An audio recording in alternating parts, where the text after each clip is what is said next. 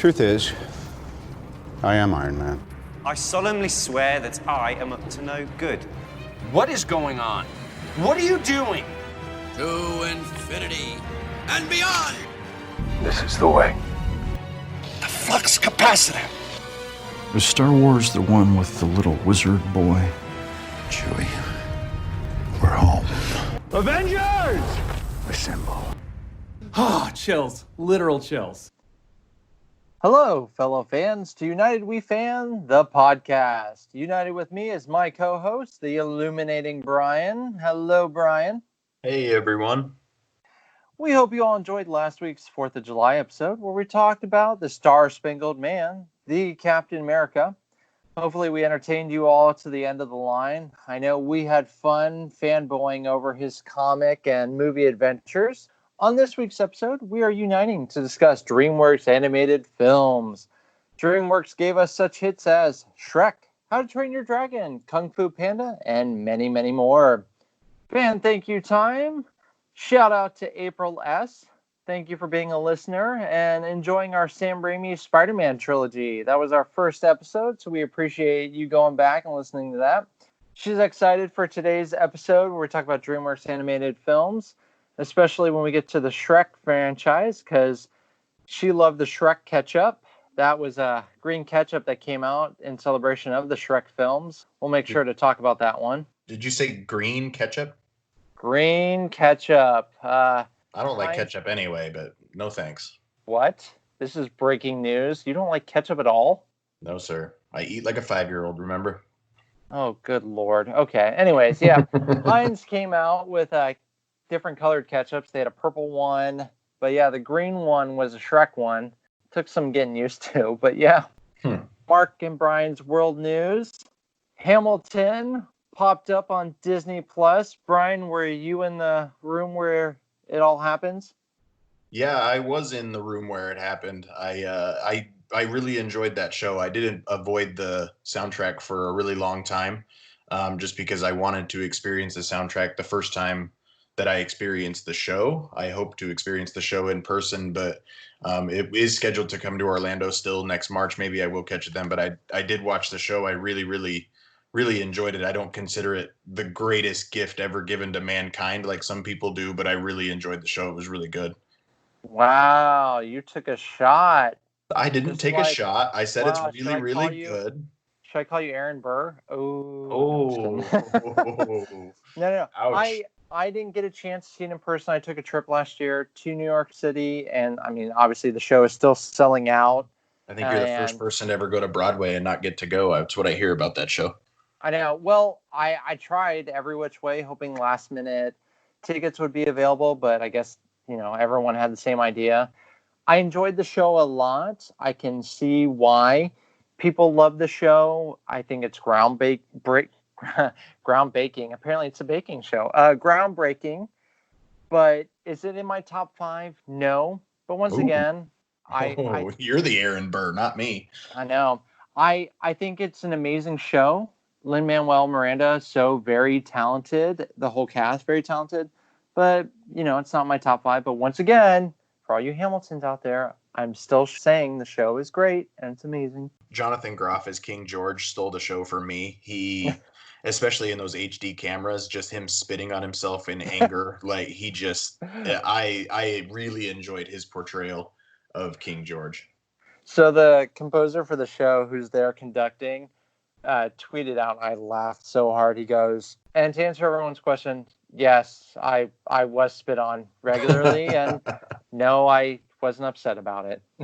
I do wish Jonathan Groff could do ride safety spiels as his King George. I think that would be amazing. I watched Into the Unknown about the making of Frozen 2 on Disney Plus shortly after I watched Hamilton, and Jonathan Groff is my new favorite, combining his portrayal of King George and then him being featured in that documentary. He's just seems like a really fun guy. I think I want to hang out with him one day. Brian, is he your new man crush? Chris Pratt is dropping down the list, and Jonathan Groff is going up. So maybe so. The guy can sing and dance. I understand. I get it. On Netflix, a Will Ferrell and Rachel McAdams musical came out called Eurovision Song Contest, the story of Fire Saga, which I'm not gonna lie, reading that title reminds me of Game of Thrones. I remember going into that one going, all right, not expecting a whole lot. The preview looked very out there. I ended up really enjoying it and actually really liked the soundtrack. It's a good album. It's on Spotify. If you have Spotify, check it out. I didn't know this movie existed until it was out on Netflix. Will Ferrell has that tendency to, okay, is this finally the one where the wheels come off? And the guy never ceases to amaze me. He makes me laugh every time he's on the screen. The Volcano Man sequence in that movie, the first song, is really, really funny. Rachel McAdams' character throughout that film is just so likable. I don't know if I'm ashamed to admit it or what the right word is, but I'm surprised at how much I really enjoyed that film. And I found myself in a few Eurovision YouTube holes looking at cameos from that film. It's a good movie. I really enjoyed it. Yeah, I liked it a lot. Like I said, the album for me was really good and interesting. Ya Ya Ding Dong is an absolute banger. I know. I have it highlighted on my Spotify. Definitely check it out. Will Ferrell. Did he play Will Ferrell? Yes, but he was still funny. Rachel McAdams, I'm always a fan of hers. I was sad that it wasn't her singing, but, you know, I can't sing, so who am I to judge her? So, and the artist they did get to sing in her spot can really sing. That girl can really sing. But if you're unfamiliar with this film, just think Blades of Glory meets American Idol, and you've kind of got it. So it's enjoyable though. I liked it. Oh my God, that's a really good way to describe the film. I didn't even think about that. So yeah, check out Hamilton on Disney Plus and check out Eurovision Song Contest, the story of Fire Saga on Netflix. Now let's check out our local Facebook polls. I finally have an answer for everyone's favorite 80s film. Do you though? Hang on, Brian. We're going to get to it. I asked everyone. I had over 64 80s flicks, and I asked everyone to vote to find out what their favorite 80s one was. And the final four came down to Star Wars, The Empire Strikes Back, Raiders of the Lost Ark with Indiana Jones, Back to the Future with Doc and Marty, and The Princess Bride with Wesley and Princess Buttercup. Boo! Boo! Now, this is where things get interesting, and hopefully Brian can contain himself, and you'll understand why shortly. Empire Strikes Back and Raiders of the Lost Ark won the semifinals. Indy beat out Back to the Future, and Empire, by a big margin, beat out The Princess Bride. So I did something, since they were pretty much close and a lot of people loved all four of them. I decided to have a 4 contender finals as opposed to just doing 2. And I will admit I probably won't ever do that again. But why won't I ever do it again? Empire, like I said, beat out Princess Bride, and Indy beat out Back to the Future. And then we had the 4-team finals where this is how they placed in order. Everyone decided Back to the Future, celebrating its 35th anniversary, was the number 1. Princess Bride came in number 2. Raiders of the Lost Ark came in at number 3. And then the Force wasn't strong with the Empire, and Empire Strikes Back came in 4th. So somehow the teams that won the semifinals placed 3rd and 4th.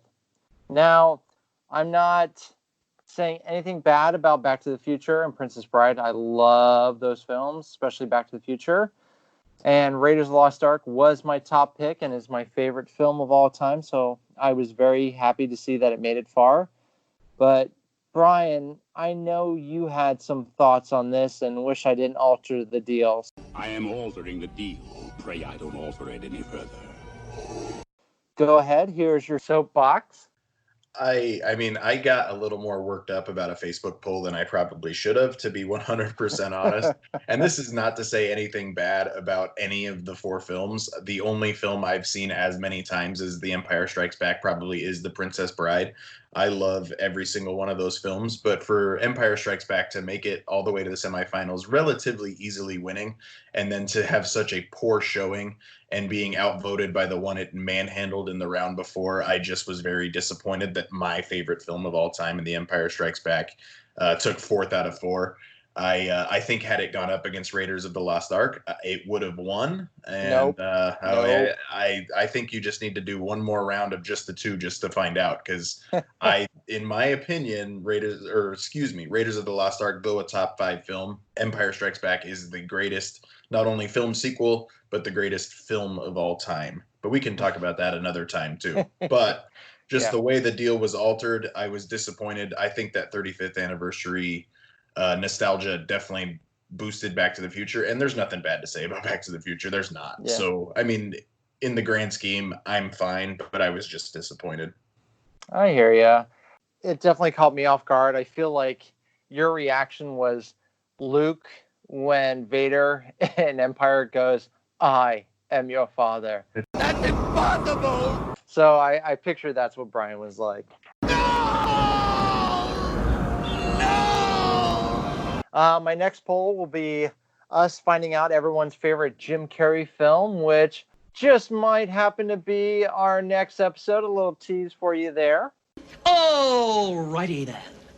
But first, we got to talk about DreamWorks Animation. DreamWorks Film Studios was created by legendary filmmaker Steven Spielberg, former Disney executive Jeffrey Katzenberg, and music executive David Giffen. Fun fact, that's what SKG stands for with DreamWorks. DreamWorks Animation has 2 Best Animated Oscars for Wallace and Gromit, The Curse of the Were-Rabbit, and for the first Shrek film. The one for Shrek was the first ever winner of the Best Animated Oscar. Something I didn't know is that DreamWorks Animation's predecessor was Amblimation, which is pretty fun to say. They did such films as An American Tail, and the second one, American Tail, Five Goes West, plus We're Back, A Dinosaur Story, and Balto. I'm a big fan of those flicks, plus especially the first 2 Five-O films.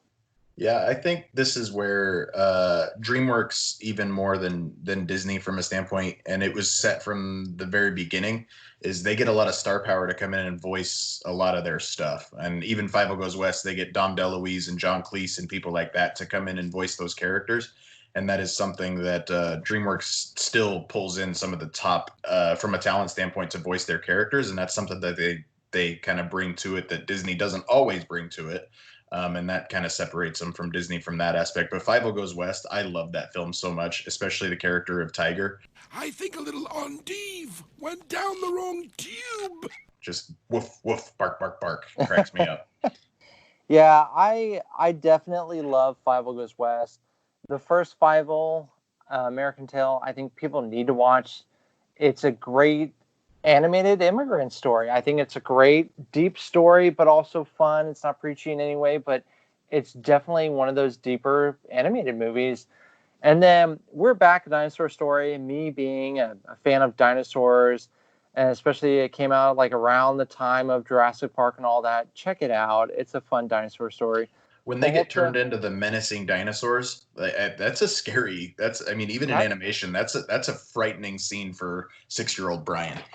Oh my God, yeah. So because you have the dark lighting, the scary circus, dinosaurs kind of being how they were, mean and vicious, gets really dark. And then Balto, we love you. You're a good boy. Don't think we don't appreciate you.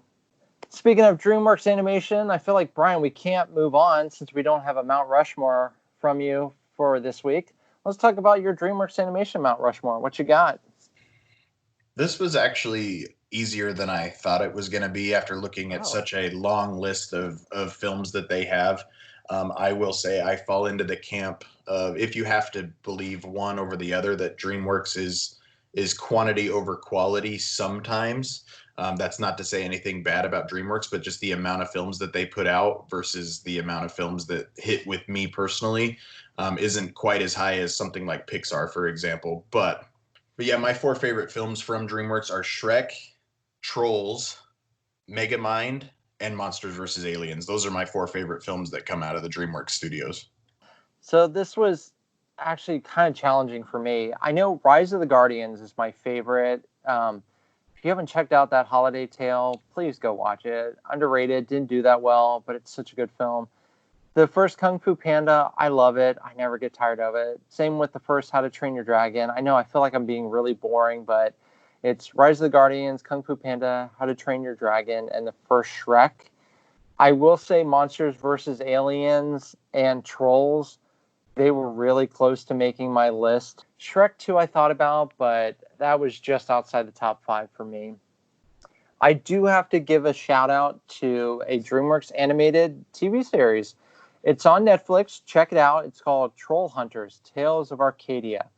Beautiful animation. It is a series. It has several seasons.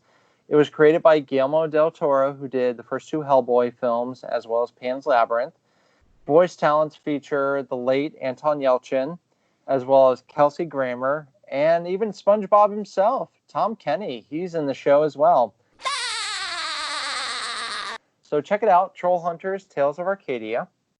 Mark, when we talk about DreamWorks films, my kids have started recently listening to our show, and I think I want to mention Boss Baby.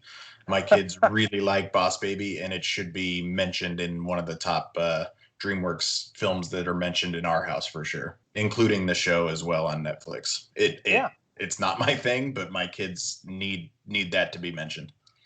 Being a proud uncle, I'll say Boss Baby, I watched it with them. I'm glad I watched it with them because I think had I watched it solo, I wouldn't have enjoyed it as much. But since I watched it with my nieces and nephew, they love Boss Baby, and they also watched the TV series. So I thought it was going to be an annoying one, but Alec Baldwin as a baby, it worked. It's entertaining.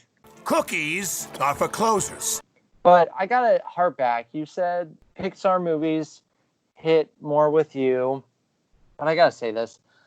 I'll go as far as say DreamWorks Animation is too easily dismissed when it comes to animated movies and animation studios. Everyone goes, the best are Disney, Pixar, and Studio Ghibli. I think DreamWorks is hugely underrated. Now, all of you Disney, Pixar, Studio Ghibli people out there, please don't run away and get all angry and shout out to us how I'm speaking blasphemy. I'm not saying DreamWorks is better than those.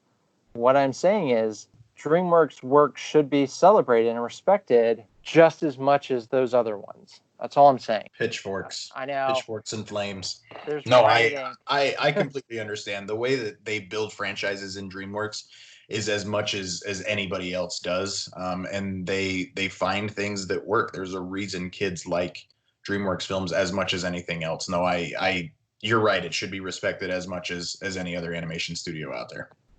In one year, it seemed ants were a popular character. You had DreamWorks Animation with ants, but also Pixar did Bug's Life. Now, Brian, I'm going to guess which one you like more, but let's talk about the movie Ants. Yeah, my opinion of Ants is very similar to Michael Scott's opinion of Ants when he talks about how it's the only Woody Allen film he's ever seen. And I think Bug's Life is much better. But anyway, if you don't get the Michael Scott quote, then I understand. But Ants, it just, again, Bug's Life swallowed it up. I think Ants is a really strong foundation for DreamWorks Animation. It kind of started their taste of being a more mature animated movie. The storyline comes off like something out of Shakespeare, where the worker ants want to rise up. The ruling party, you have a mutiny. I will admit, I still enjoy it. I do like Bug's Life more, but I like Ants. It has an all-star cast, like you mentioned. DreamWorks knows how to bring all-star talent voices there. Woody Allen, either love him or hate him. I thought he was pretty good in this film. But this isn't the only insect bug type movie that DreamWorks did. They also had B-Movie with Jerry Seinfeld, and then you had the racing snail movie Turbo with Ryan Reynolds. Ryan, any of those make your top 10? I wish I liked Turbo more. I feel like how much I like Ryan Reynolds, I should like every single one of his films. But I mean, with Ryan Reynolds, Samuel L. Jackson, Bill Hader, Snoop Dogg, by the way, makes a cameo appearance in Turbo. But Turbo, it just I don't know, and I don't understand the internet fame that B movie has. I don't get it. I don't get it at all. And I like Jerry Seinfeld. I just don't get the hype around B movie. I don't get it. Yeah, I agree with you. Turbo, if you put it on, will I watch it? Yes. Will I be entertained? Yes. If someone goes, "How's Turbo?" I'll probably say it's a cute flick. Ryan Reynolds definitely makes it better than what it is. B movie, when I first watched it, I enjoyed it, but then I watched it again, and as I think back on it, I go, I don't think it aged that well. I wouldn't say it's a bad movie. It's just nothing special to me. Jerry Seinfeld is entertaining. You got Renee Zellweger, Matthew Broderick, who I love. But overall, when I think about B movie, I'm like, eh. I guess it's time for us to talk about the ogre we all love, Shrek. He did win DreamWorks their first Oscar, and like I said earlier, he won the first Best Animated Oscar, rightfully so.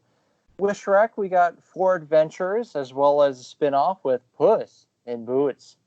Heck, we even got a Shrek musical, which I love and is on Netflix if you get a chance, watch it. Shrek 1 and 2, I think, are great films. The third one fell off and they just kind of lost their way. There was a changeover with the filmmakers behind it. They lost some, you can tell. And then the fourth one, they tried to rebound. And I'll actually defend the fourth Shrek one. Go back, watch it. It has some really good parts. I think it ended the Shrek quadrilogy on a higher note than, say, if they would have ended on the third one. But Shrek 1, I go back, I watch, I still laugh so much. Brian, tell me, you have some love for the Shrek. Oh, and there's no doubt. Shrek is, if Mount Rushmore had to be ranked 1 through 4, Shrek is number one. That movie is hilarious. I watched it recently with my kids. It's been a couple of months now, but my wife just we were a little bit in shock. Don't remember the amount of adult humor in that movie. It just kind of goes right over you as a kid, and Yep. and we would laugh at some stuff, and our kid would look at us and say, "What are you laughing at?" And we would just say, Yep. "Don't worry about it." So, but this was at the height of Mike Myers too. I mean, it was. I mean, all in between all the Austin Powers movies, just the amount of references and the funny lines that Shrek has. Donkey is my favorite character in any DreamWorks movie. I love Donkey so much when he talks about making waffles and all that kind of stuff. I love the dragon that that falls in love with him far before. Everything about Shrek makes me laugh, and it always will, including that Smash Mouth soundtrack. Come fight me.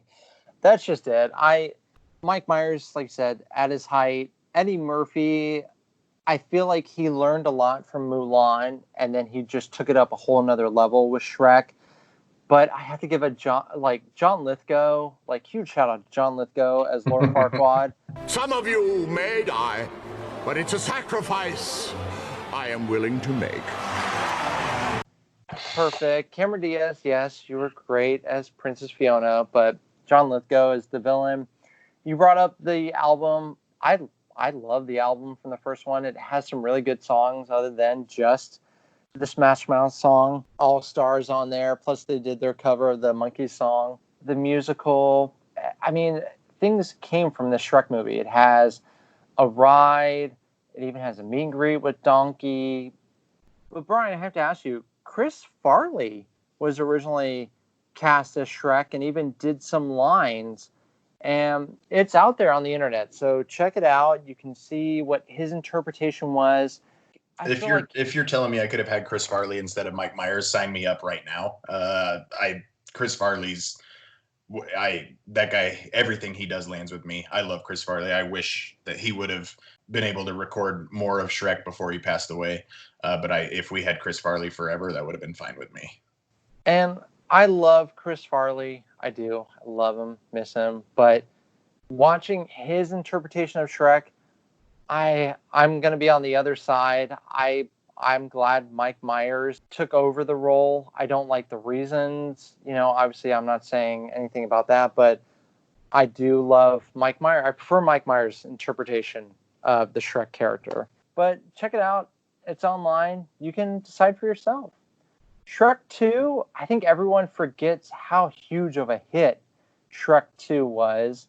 And the cast got bigger. John Cleese as Fiona's dad. Julie Andrews as her mom. You just had an all-star cast. And I think the jokes are still just as funny. So Antonio Banderas joined the cast as Puss in Boots as well, which then sparked its own spin-off. This all just came out of this one, but Antonio Banderas was really good as that particular character. I didn't care for his spin-off movie so much, but his character in Shrek 2 is really funny. Yeah, I will admit I didn't get to watch Puss in Boots until like 2 months ago. I don't know how so much time had gone by before I'd seen it. I had high expectations. It was nominated for Best Animated Feature, so I was like, okay, this should be good. I wasn't blown away by it. They definitely made a solid film. I think it is. It has its own Netflix cartoon as well. So it does. they've gotten a lot out of this one Shrek franchise for sure. Yeah, when you deep dive into it, you just realize how much has been spun off from it. Shrek the Third, you got Justin Timberlake as a young King Arthur. The story just felt very forced. And like I said, it didn't have the same minds behind it. Nothing great there. Maybe I'll go back, rewatch it, see after some time if it's gotten better. But as of now, no. The fourth Shrek, there was supposed to be a fifth one, but they decided, no, we're just going to end it after the fourth one. I liked it. It's got a recycled storyline of what if you could go back and change who you were for Shrek to realize and appreciate what he has. You have little Shrek babies. And then... But to use Rumpelstiltskin to kind of move that story along was another tie-in back to kind of what the franchise was about, of a different look at fairy tales and stuff like that. And they had kind of gotten away from that in the third one, at least for kind of the central focus. But to use Rumpelstiltskin to put Shrek back in time and like I said, I think they kind of righted the ship with the fourth one, at least more than they did with it's not as good as the first two, but it's better than the third one. Yeah, and I even liked Warrior Fiona and the Ogre Village.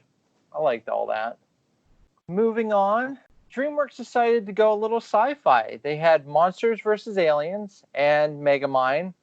Plus, a little bit down the road, they had the alien flick Home, which I know my friend Frankie loves Home. It didn't really hit that hard for me. I definitely prefer Monsters vs. Aliens.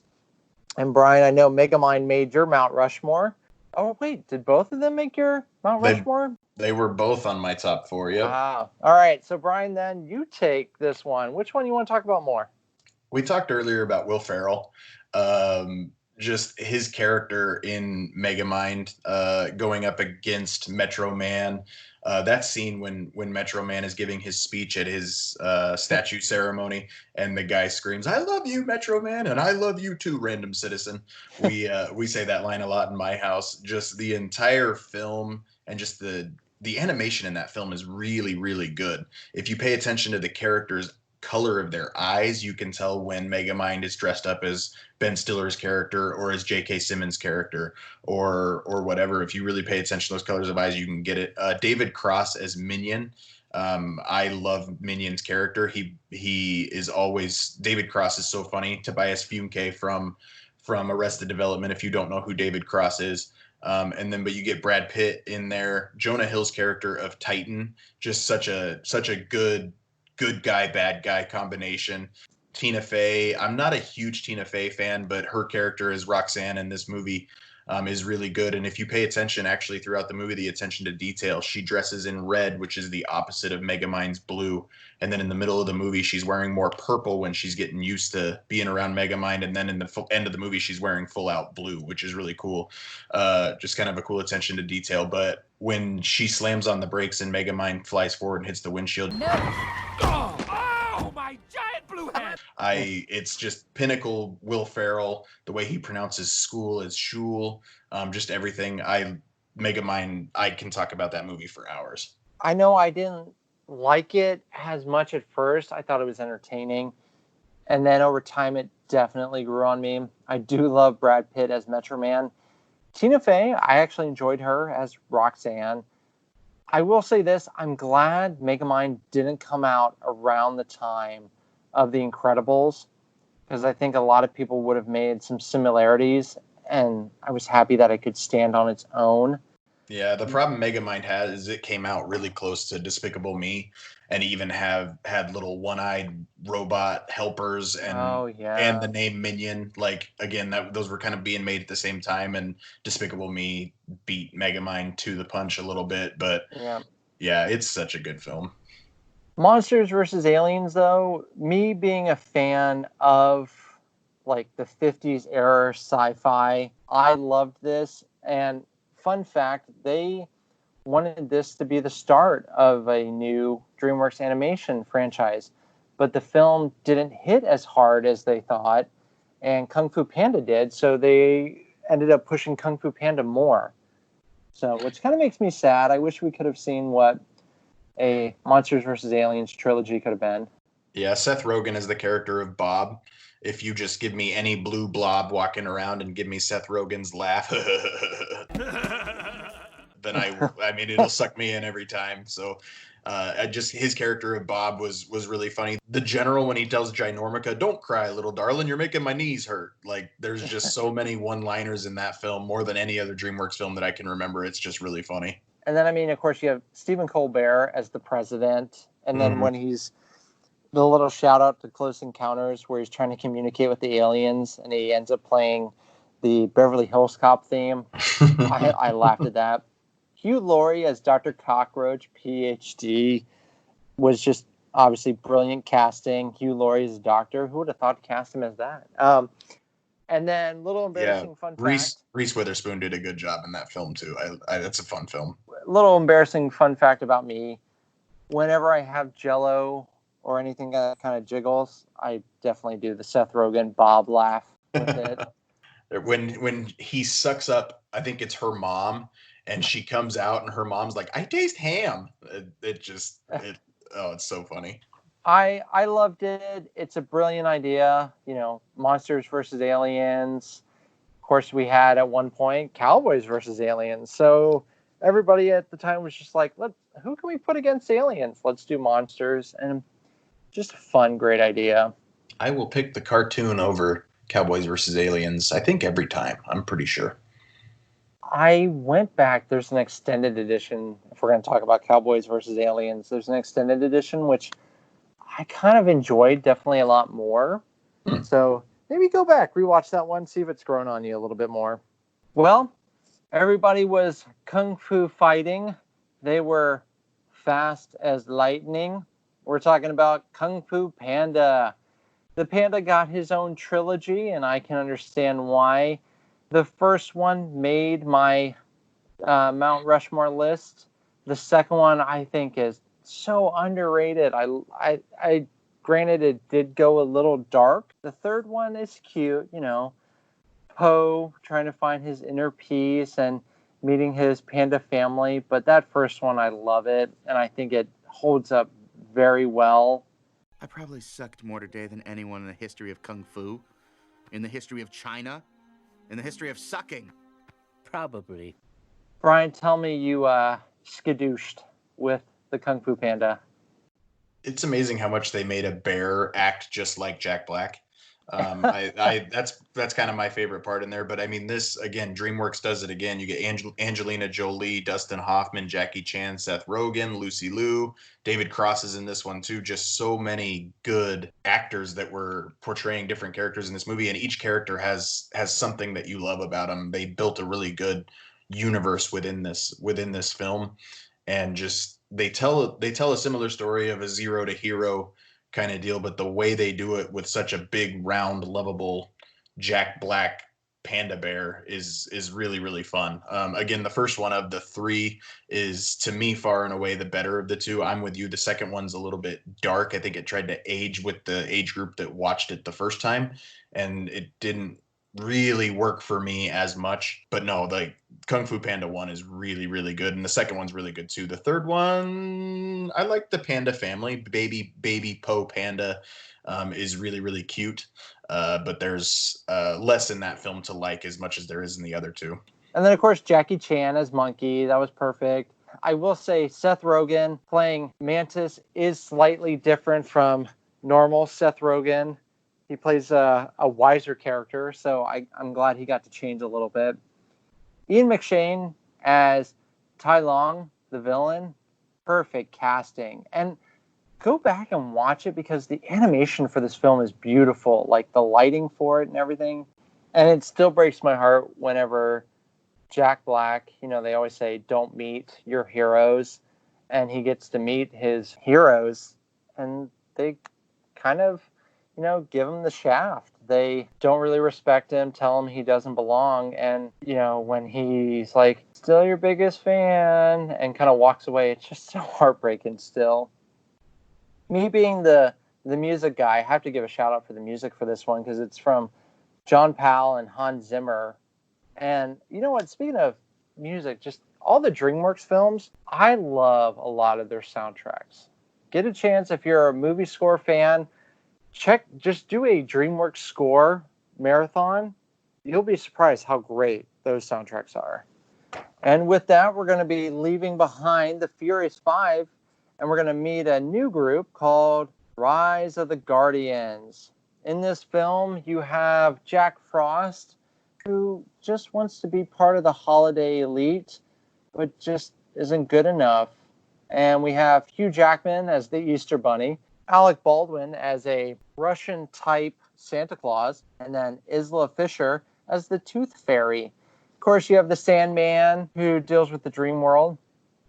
They must all unite together to team up against Jude Law's character, Pitch, who's actually probably one of the best animated villains. I'll go that far. Another all-star voice talent of Chris Pine as Jack Frost, Alec Baldwin as Santa.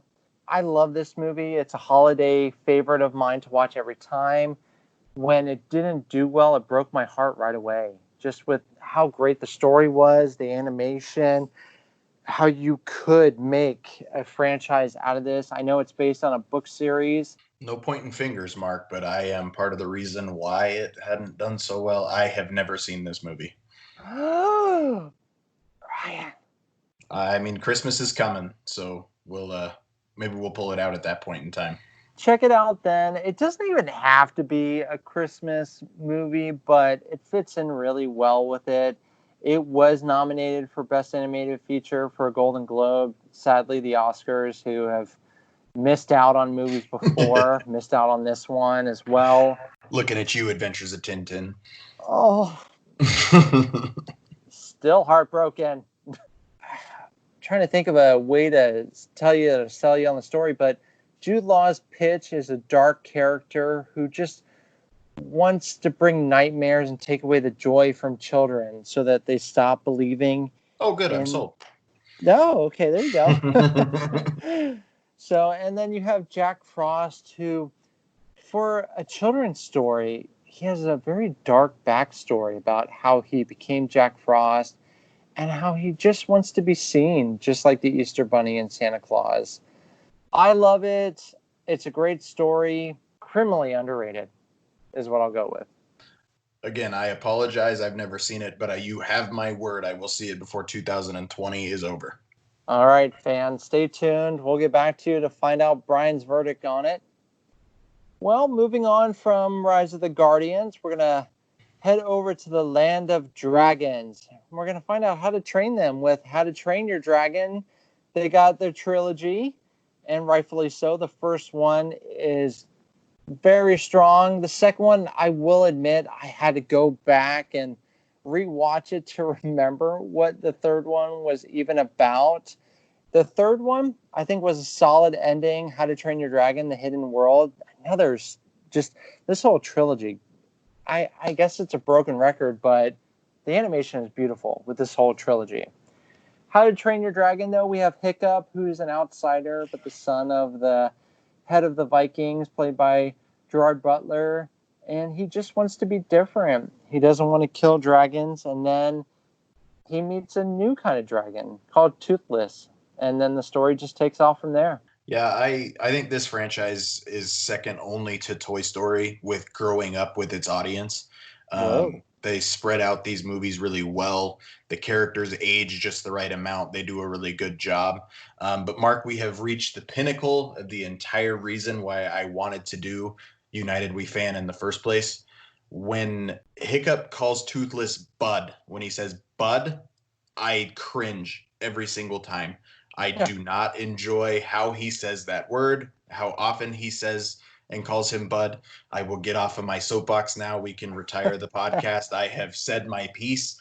I don't know what it is. It is just the weirdest nails on a chalkboard reaction I have to that. And that it's stupid to say, but that is the biggest reason why I don't rewatch these films as much as I probably should with how much I like the rest of them.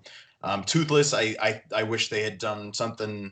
I think it's not as creative. And then I think about why they did it and how, and then kind of the life of its own that it's taken. And I think it's even more creative than I ever gave it credit for. But just like you said, the animation, the water effects, just the entire village of Burke, it's really, really gorgeous animation. And again, I think the way the characters age, you actually have lasting consequences that you don't often get in animation franchises. Just a lot of really good stuff that Dragons does. And again, its own Netflix show. It's got its following and it always will. It was even nominated for Best Animated Feature Film, rightfully so. And it also got a Best Original Score for John Powell.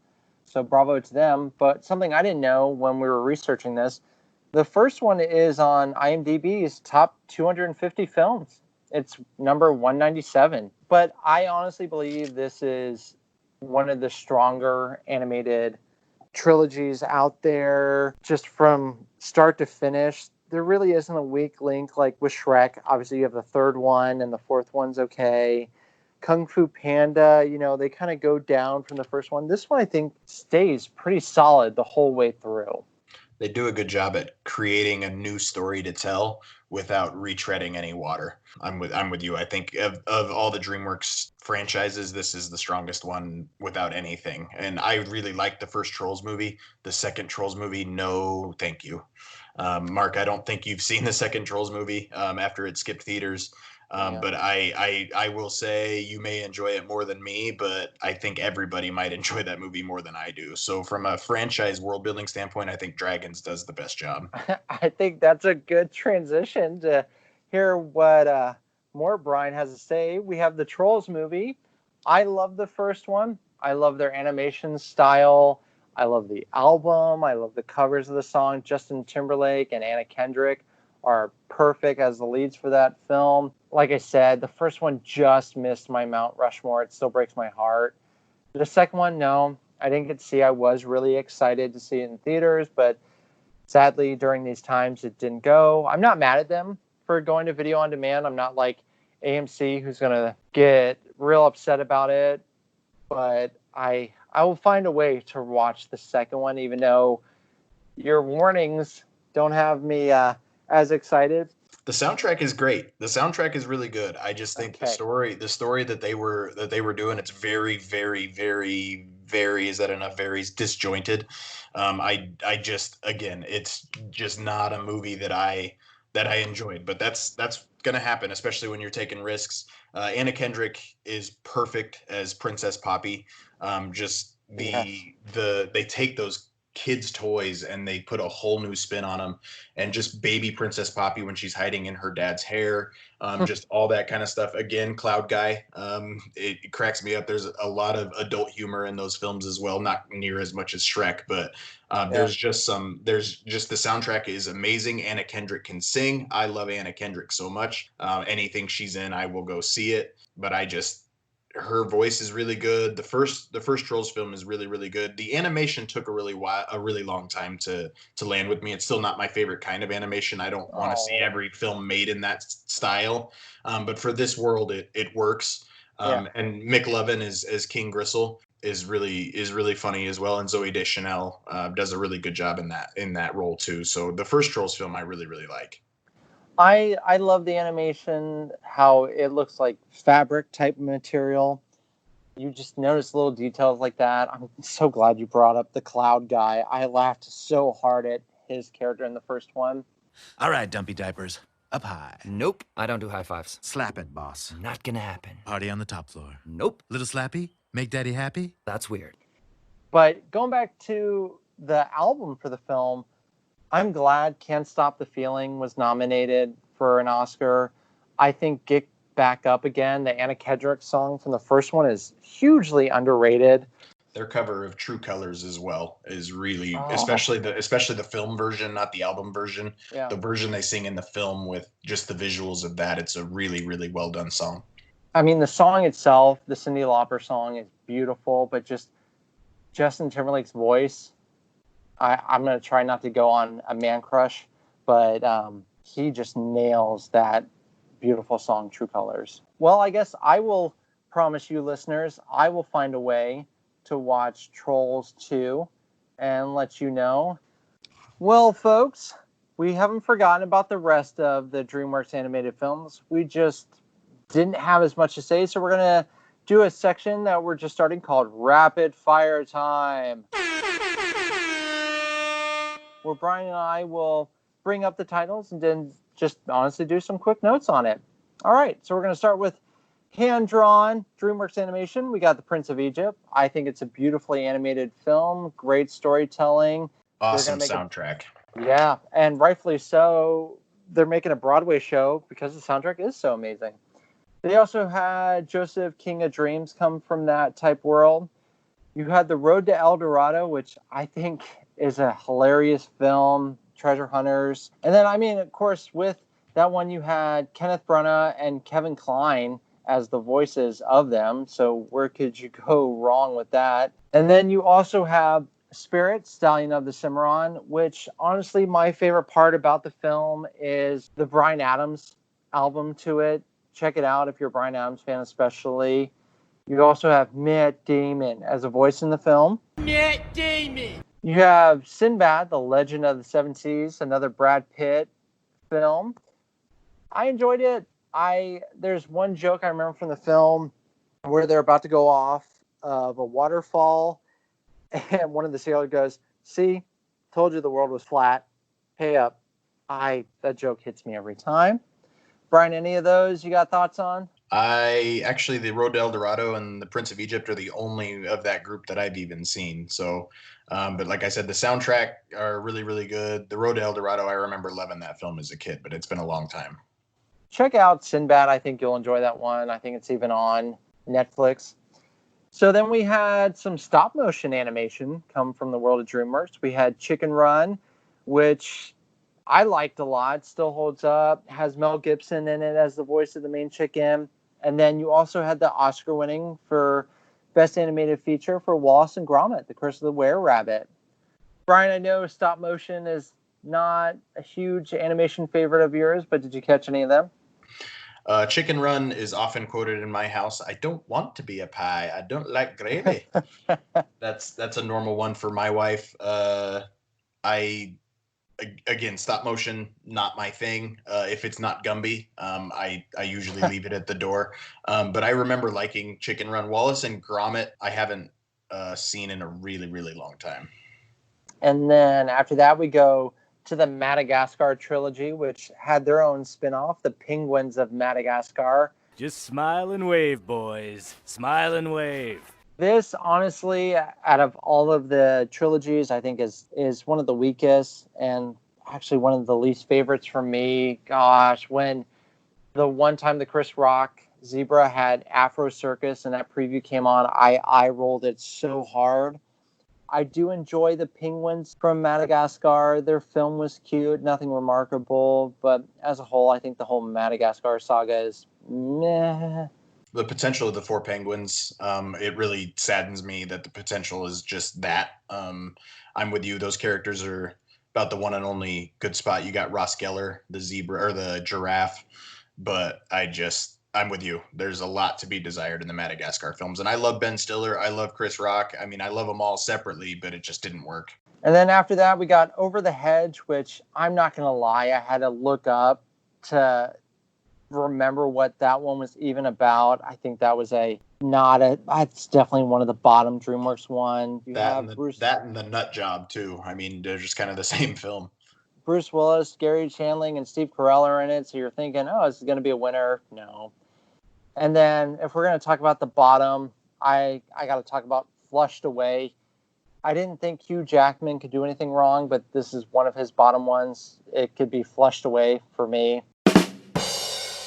Flushed Away is not one that I'm familiar with. I don't even love Ratatouille. Don't come at me. Whoa, But what? we'll talk about when we get to Pixar. We'll talk about Ratatouille. I don't get it. Flushed Away is even far worse than that for me. So, but I'd forgotten that film even existed. We're going to bookmark that Ratatouille comment. And then we have the all-star cast of Shark Tale, led by Will Smith. I guess I get what they were going for with that one, but in the end, it was nothing remarkable for me, honestly. Tried to capitalize on Finding Nemo there. It did not work. I didn't want to say that, but yeah, I think DreamWorks was hoping to catch some of the waves from Finding Nemo. That's what I'm here for, Mark. Ratatouille slander and saying the things you won't say. And going after Hiccup the way he refers to Toothless's bud.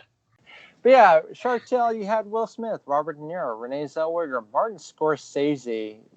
Jack Black is in it as a very flamboyant shark who doesn't want to do the mob, wants to be a cowboy clown type character. Yeah, the film was just all over the place. Then you have The Croods with Nicolas Cage and actually another Ryan Reynolds film. And then you have one of my crushes, Emma Stone. I think this one still holds up. I like the story of it. I wish it was a Disney animated movie because I think when I'm watching Spaceship Earth, I always think of The Croods when you go through the caveman scene. Yeah, you got Nicolas Cage not being over the top Nicolas Cage. You got Ryan Reynolds playing a character that you could just tell was written for Ryan Reynolds. And then Emma Stone as the lead character. I know the style of the characters looking like the cavemen throws people off a little bit, but go back, watch this one. I think it still holds up really well. It was nominated for Best Animated Oscar, so give it a shot. Now we're going to go visit Mr. Peabody and Sherman. Being a fan of the Fractured Fairy Tales, which had like Rocky and Bullwinkle, I was excited for this, but after seeing the film, I was really disappointed. I like Ty Burrell as Mr. Peabody. I think he's hilarious on Modern Family, but overall, if you asked me to tell you about the film, I couldn't really tell you anything memorable. I think it's a series on Netflix, and I think that's how it should be. The movie itself didn't do well, hence why there weren't any sequels. Yeah, this so much potential with this film, and it was not good for me either. And then our last film on the rapid fire section is Captain Underpants, the first epic movie. This one I didn't see until someone put it on in the work break room. That was my introduction to it. Probably not the best introduction to a movie, but it had parts in it that I was like, all right, I got to see this whole film to see it through. I gave it a chance, saw it the whole way through, and I can say I saw it. I know several in the break room will, several of my coworkers defend this movie with, Kevin Hart and Ed Helms, but for me, it is what it is.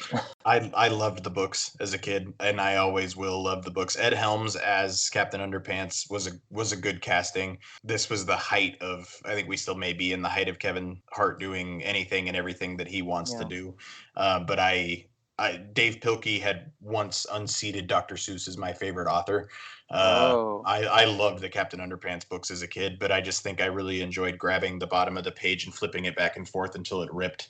But I wish there was more from the Captain Underpants films, but it's not made for me. It's made for my son who loves that film. Confession time, I have not read any of the Captain Underpants books. My nieces and nephew have never brought it up, so I haven't seen that world. Maybe I'll just flip through them and see what I'm missing out on. I do know the animated Netflix series. There's even an animated interactive movie are pretty big on there. So if you have Netflix, check them out. Pretty big. Just those few years older you are than me, Mark, is the only reason why I think you missed the Captain Underpants books. Is it was made for perfect 10-year-old me, and that's just where it fell. And then it was a flash in a pan. It was gone. You hear that, everyone? Bryan just called me old. I feel like the old lady from Titanic now. It's been 84 years. And I think we're ready to... Oh, wait. Oh, I almost forgot April's request. April, I'm so sorry out there. Bryan, I know you're not a big fan of ketchup and all that, but yes, there was a green Shrek ketchup out there. Obviously, it's no longer available. Look up pictures of it. See if it was something that you would put on a hot dog or a hamburger. I'm sure a lot of people will say, no, it kind of looks like snot. But, you know, it tasted just like ketchup, only it was green. I had no problems with it. It was fun. That concludes our DreamWorks Animation episode of United We Fan, the podcast. Thank you all for uniting with us. We hope you enjoyed listening to this episode as much as we enjoyed uniting on it. I mentioned it earlier, but next week we're going to discuss the films of Jim Carrey.